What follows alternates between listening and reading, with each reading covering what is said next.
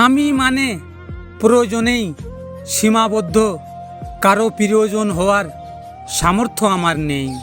শূন্যতা অনুভব করা যদি ভালোবাসা হয়, তাহলে আমি প্রতি মুহূর্তে তোমাকে ভালোবাসি, কারণ আমি প্রতিটা মুহূর্তে তোমাকে অনুভব করি।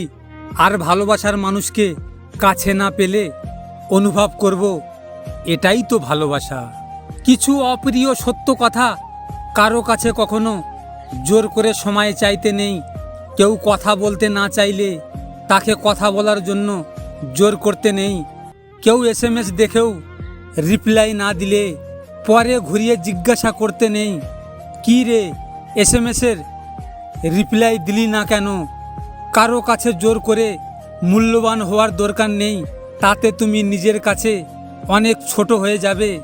কাউকে তুমি জোর করে তোমার ভালোবাসায় আবদ্ধ করতে পারবে না, কারণ যে তোমাকে সত্যি ভালোবাসবে সে তোমাকে এমনিতেই সময় দেবে।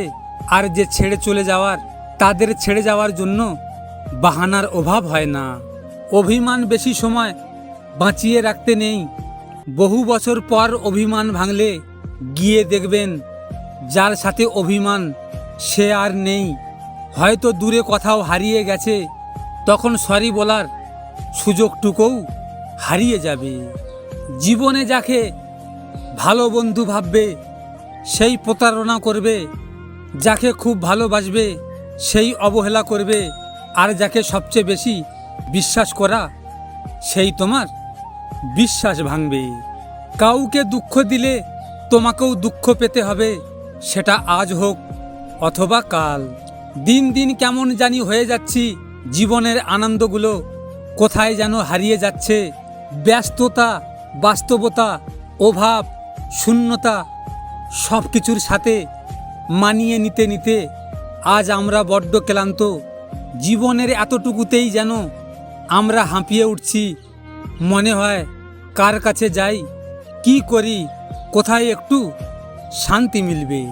আপনাদের যদি এই ভিডিওটি নিয়ে কোনো মতামত থাকে কমেন্ট করে জানাবেন, আর আমার চ্যানেলটিকে সাবস্ক্রাইব করে পাশে আসা বেল আইকনটিকে প্রেস করে রাখবেন।